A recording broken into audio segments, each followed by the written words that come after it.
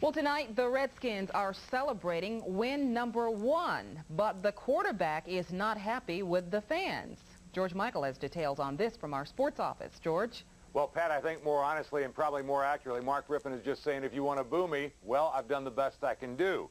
It was a game of big plays and unlikely heroes. Certainly going into the game, you didn't think Kurt Gavea was going to be the star of the game, but names like Kurt Gavea, then Desmond Howard with a great play, Mark Rippon, who had a solid performance, it all adds up to a 24-17 hard-fought win. Many people thought the Redskins would win in a blowout. That did not happen. Let's go out to RFK Stadium. It took a great play to really fire up this Redskin team, and it took place on special teams with the Redskins leading 7-0. Brian Mitchell will take the punt. He will then lateral back to Desmond Howard to his left. Boy, Mitchell was within a flash of getting clobbered, and this play would never have happened. Once he got it to the Redskins' top draft choice, Desmond Howard on a tremendous run and some good downfield blocking gets his first NFL touchdown. Redskins lead 14-0, but that lead was not going to be enough. In fact, no lead was going to be enough against the Falcons during the course of this game. On the ensuing kickoff, the man who plays for the Atlanta Braves would return big time, and that's because he's prime time. Neon Deion Sanders takes it at the 1/2-yard line. He gets credit officially for a 99-yard touchdown run. Danny Copeland couldn't get him, and certainly the man that kicked the ball, Chip Lohmiller, was not going to get him. 99 yards. First kickoff against the Skins in almost 5 years to go for a touchdown. The Redskins made enough mistakes that actually they could have lost this game. Coach? We did enough things that, could cost you a ball game. You're playing extremely well, but you make enough mistakes, a couple of costly penalties and a couple of big plays, but they're going to get some big plays because they're that good. And, we gave up 2 big plays in that first half, and, that keeps somebody in the ball game. And that could cost you. But, I mean, we're fighting our guts out just to play hard, I think. Later in the second quarter, leading 14-7, Mark Rippon would hit Gary Clark on a 16-yard touchdown. Rippon a pair of touchdown passes, 18 of 28. 181 yards with 2 touchdowns.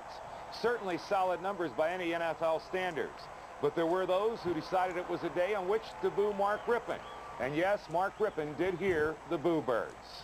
I've been here 7 years, and I've fought that. I've worked my tail off to try to do the best job that I can. So I have no control over that. They might need a little work, though, in getting crowd noise. That was their best effort, and Dallas has some great fans. That's my shot back at them. But I've tried, like I said, for 7 years here to do things and be a good citizen and be a good role model to young kids. And obviously that the more of a butthole, I guess, you are, the more well you like to. Sometimes it's the case. I guess it's human nature. I guess it's the American way. But fortunately, I'm going to go about doing the things that I do best, and it's be a good role model to kids and whatever the fans think, whatever. 24-17, the Redskins win. Obviously, the frustration levels are very high. We'll hear more from Wally Bruckner in his locker room report a little bit later here on News 4 at 11. Pat? All right, George. Well, this was the first home game of the year, and while some fans agree they may not have been in mid-season form, others say they were a big help to the team. We spoke with some fans as they left RFK this afternoon. There were no fans like Skin fans, really. Just being in there, it's just the atmosphere. It's just, well, describe how loud it was and what it was like. Very loud. I can't even talk. The whole stadium just shook like that. It was great. It was great. So how much difference do you think the fans made today? Not a lot. I think it was opening day. I think we're not in form yet. We only have 1 preseason game. I don't think this town has pumped up the Redskins yet. We're looking forward to it.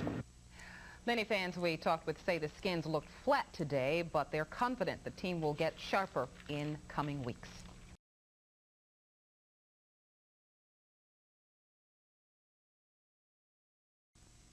Well, it was a good game, a bittersweet game, though, apparently, for Mark Rippon. Yeah, there were some boos early on, and you heard Mark express his feelings about how they got hurt. Not feeling too good. Top of the show, but it was a win for the Redskins, albeit a costly one in terms of personnel. Darrell Green left the game in the 4th quarter. He suffered a broken radius bone in his right arm. The early reports are that he could be gone for as many as 2 months.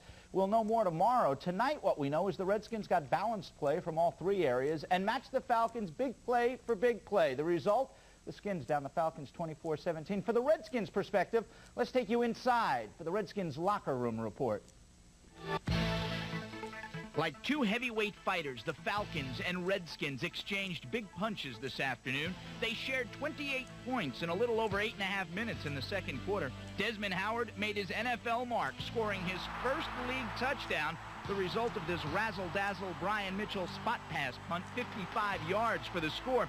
Though the play was designed and called for, it still caught the coaches somewhat by surprise. Well, as soon as he caught the ball, I wasn't sure he was going to throw it because there was some congestion in front of him, but he threw an absolute perfect pass. Desmond had given him the numbers and gave him a great target, and really the fun thing about it for me is that it could have been 30 or 40 yards and still really helped it, but for Desmond to make the couple of moves to make it go all the way, it was just great for us. I don't know, it was definitely a mutual effort. Brian, you have to watch the replay. I know it was at least 3 or 4 guys around here when he threw the ball, and he had to get hit while he was in motion to throw it, just like a quarterback. It's like ripping, throwing the ball and getting hit while he's in motion. So that was a heck of an effort on Brian's part. I hadn't even seen him practice that one, so I was really surprised when they did that. Happy for him and Brian, actually. And for him, the first time he actually gets to touch it, to score a touchdown, was really great. But the Falcons have their own dangerous weapon. Deion Sanders. Just 4 days ago, he left the baseball field. This afternoon, he left the Redskins special teams tackling the air. He returned the ensuing kickoff 99 yards for the score. The first time that's been done at RFK in 5 years. Overall, the Redskins say that was their only mistake on special teams, and after all, that was prime time.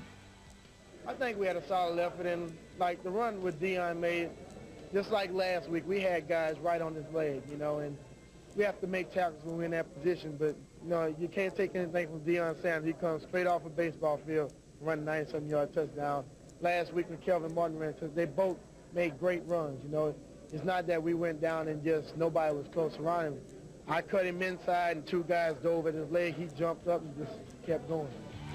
Next possession, Skins went right back to work. Mark Rippon, solid day, 18 of 28, 181 yards and 2 touchdowns.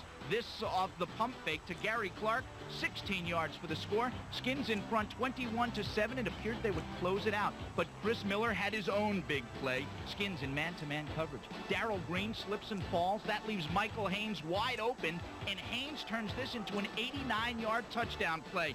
Chris Miller could not believe how wide open Michael Haynes was. I was trying to, hold the free safety in the middle. Then when I came and looked at Michael, there was nobody around him. I kind of had to double clutch to make sure I didn't miss him. He was so wide open, and he just got a real good release.